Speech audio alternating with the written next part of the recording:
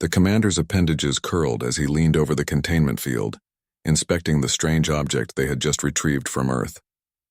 It lay motionless before him, a small creature-like figure made of fibers and synthetic stuffing with wide glassy eyes, and a permanent grin stitched onto its face. The specialist stood beside him, her antennae quivering with fascination as she observed his reaction. "They call it a bear," she stated, her voice steady. The commander blinked each eye in turn, his mind struggling to process this information. "This object is supposed to represent what exactly?" "It is an artifact of comfort," she replied. "They create these objects for the purpose of conveying affection. They call it a gift." "A gift," the commander echoed slowly, his tone skeptical. "An offering with no functional purpose or strategic value?" "Precisely. This one in particular was given from one entity called a parent to another called an offspring." She continued, "They carry these items through their lives as if the object holds some intrinsic meaning. Its purpose is to soothe." "To soothe?" The commander repeated, his eyes narrowing in disbelief. "An object without life or utility intended to provide comfort to living beings." "Yes, they create these creatures to represent affection. It serves no practical function, yet its presence alone appears to bring emotional satisfaction," she answered. Her voice grew more animated as she spoke. "The creature you see here was likely cherished. We have noted it is common for their species to form attachments to these artifacts even over their entire lifespans." The commander's limbs tightened and relaxed in a habitual motion of disapproval. "So they form emotional bonds to objects. Lifeless, meaningless objects?" "Correct," the specialist replied. "It is as though they imprint fragments of themselves upon these artifacts. It is a form of shared experience embedded within an object." The commander regarded the bear once more, his gaze filled with perplexed judgment. "And what are they imprinting exactly? What possible purpose could it serve to pour sentiment into fabric and stuffing?" Her antennae dipped as she considered the question.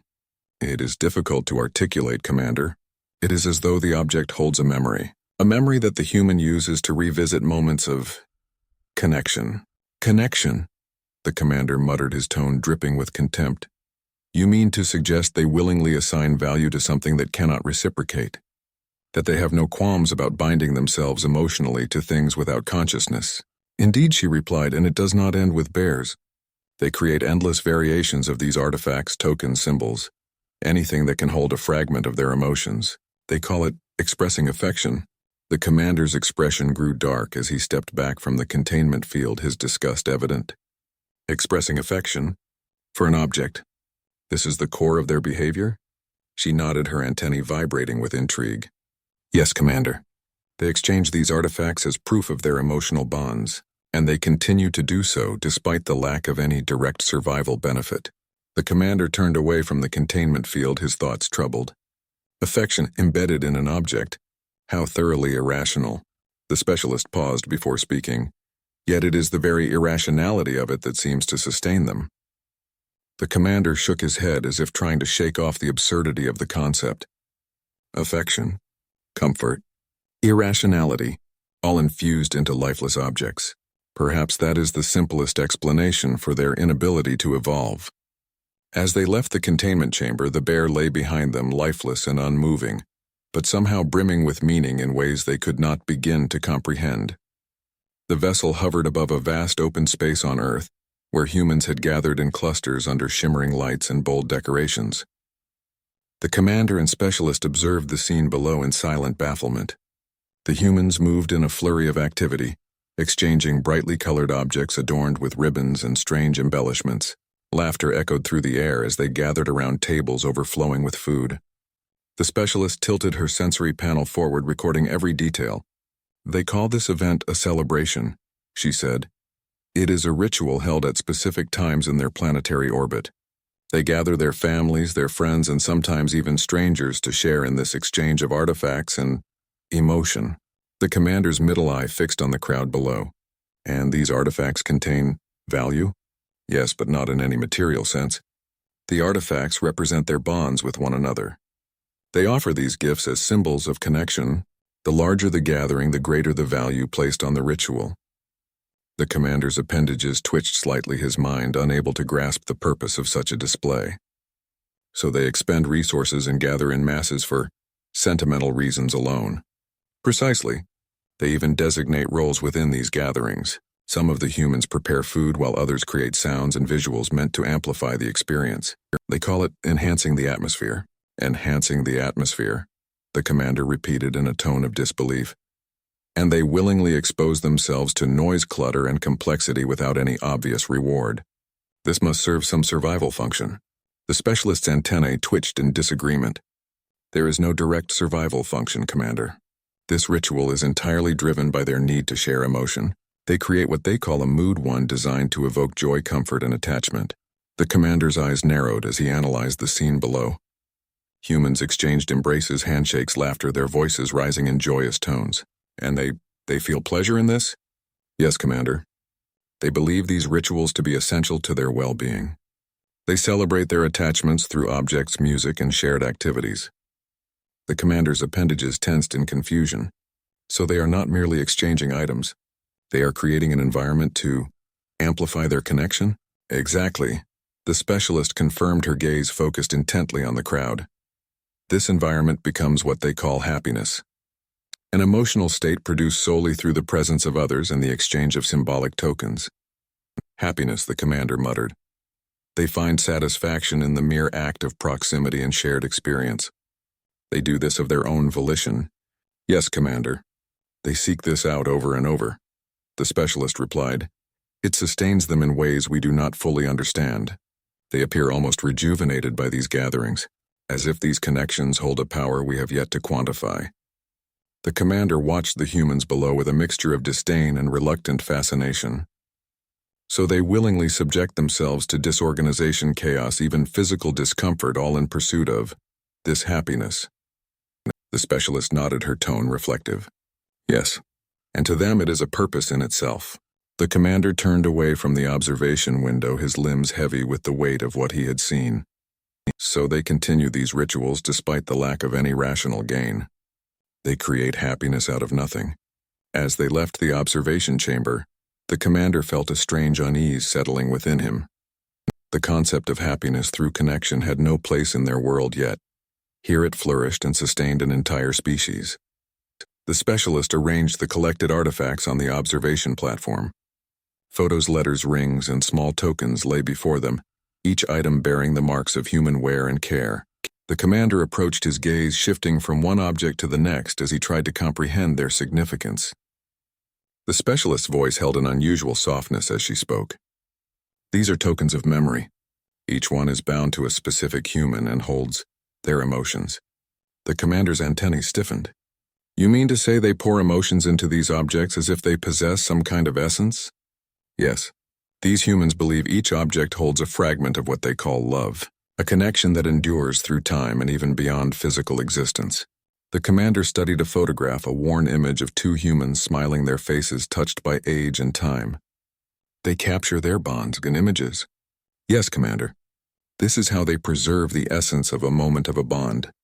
They use these to remember, to relive, to hold on even when the physical presence is gone. He picked up a ring, cool and heavy, in his hand. It bore an inscription in a language he did not fully understand, but he sensed its meaning. And these objects, they symbolize a promise? A commitment? Yes, the specialist replied. They call it marriage, a bond where two individuals pledge loyalty and affection. These rings are symbols meant to convey the depth of their commitment. The commander paused, his three eyes fixed on the ring. So they bind themselves willingly into agreements with no logical gain, no survival advantage? Exactly, the specialist said, her tone filled with an awe she had not expressed before. They choose to remain with one another even when it offers no physical reward. They believe the connection itself to be of the highest value. The commander's limbs twitched as he struggled to process this revelation. This bond, this love, it transcends logic, purpose, even the span of their lives. Yes, she said, her voice a whisper. To them, love is eternal, a concept that lives beyond their physical forms. For a long moment, they both stood in silence, gazing at the array of artifacts before them. The commander could feel a strange sensation tightening in his core, a mixture of confusion, admiration, and something that felt almost like longing. They are brief, fragile beings, yet they create symbols that they believe will last forever, he murmured. They pour meaning into objects that cannot respond, cannot feel, Yet they cherish them as if these things carry a soul. The specialist's antennae drooped slightly as she considered his words. Perhaps they find in their objects a reflection of themselves, a way to create permanence in an existence they know is fleeting. The commander turned away, his gaze fixed on the stars beyond the observation window. "It is strange," he said, his voice low. "They are bound by mortality, by limits we do not know, and yet they seem to possess something more enduring than we can comprehend." The specialist nodded slowly. "Commander, do you believe they know something we do not?" He stared at the stars, a sense of weight settling over him that he could not name. "Perhaps they do," he said. "Perhaps in their bonds, their love, they have found a meaning that exists beyond logic, beyond survival." They stood together in silence, their minds reeling with the enormity of what they had witnessed. As they logged the sector as unsuitable for further study, the commander felt an inexplicable pang in his core, a sense of loss for something he could not fully understand. And as their vessel drifted away from the planet, leaving the humans and their love behind, the stars themselves seemed to pulse with a quiet sorrow, as if bearing witness to the eternal mystery of connection in a universe that would always remain beautifully incomprehensible. The commander sat alone in the dimly lit chamber of the vessel, the artifacts from Earth spread before him like pieces of an unsolvable puzzle. Each item seemed to emanate its own quiet resonance, filled with stories and emotions that he could sense but not fully grasp. In his years of exploration, he had studied countless worlds, had deciphered languages. Long dead had observed beings who communicated through light, sound, even memory itself. But never had he encountered a concept so elusive as this one word: love. He traced a hand over a photograph, the image faded yet unmistakably filled with the faces of two humans. They were older, their faces lined with age, and their expressions relaxed with a kind of contentment he found difficult to define. These humans had known each other for decades, had shared what he could only assume were countless moments, yet they had chosen to remain side by side to the end. He wondered if they had chosen each other over and over with every passing cycle, or if this connection was something that had bound them from the very beginning. The door to the chamber opened, and the specialist entered, her gaze drawn to the commander's somber reflection. She paused, watching him carefully before speaking. "Commander, the report is complete.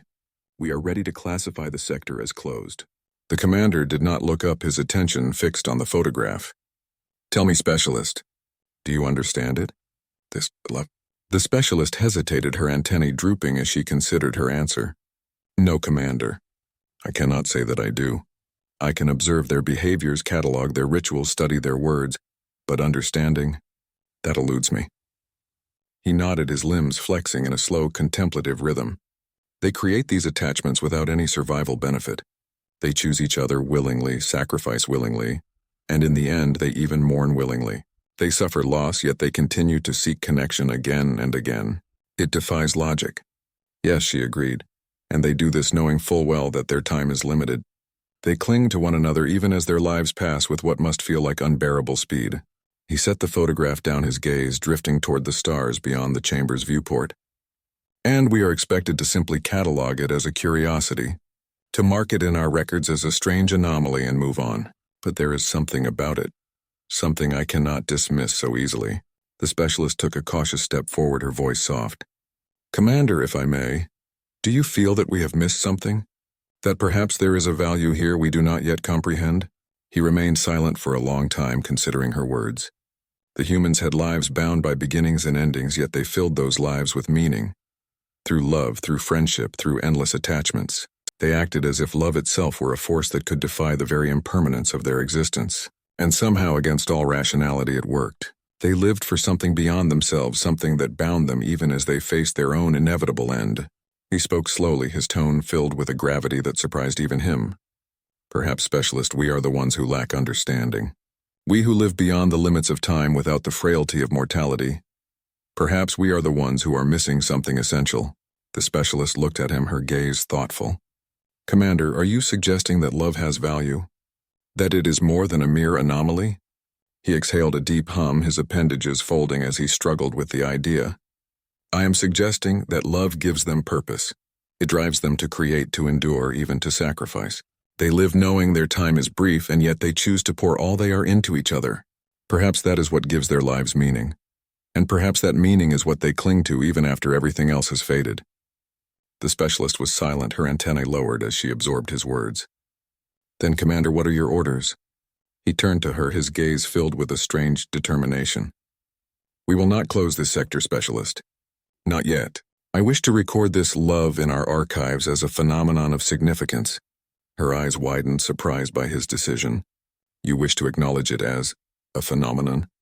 Yes, he replied firmly.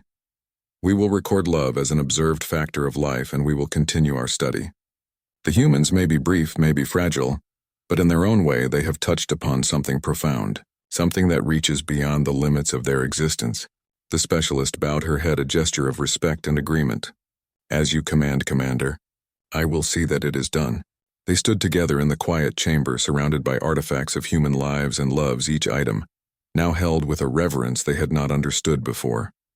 The commander's gaze returned to the stars, and for a brief moment he felt a pang of longing, a desire to know more, to grasp the meaning behind these tokens that held so much weight for a species so unlike his own. The specialist began to gather the artifacts carefully, each item handled with the respect one would give to sacred objects. As she collected them, she paused, glancing back at the commander. Do you think we will ever truly understand it? He looked at her, his gaze softened by a wisdom he had gained through the quiet contemplation of these strange beings. Perhaps understanding is not the goal. Perhaps the mystery is what gives it meaning. We may observe it, catalog it, even attempt to define it. But in the end, love is something they feel, not something we can ever truly know. They finished their task in silence, each feeling the weight of their decision. The sector would remain open, an uncharted mystery in a universe filled with calculations and logic.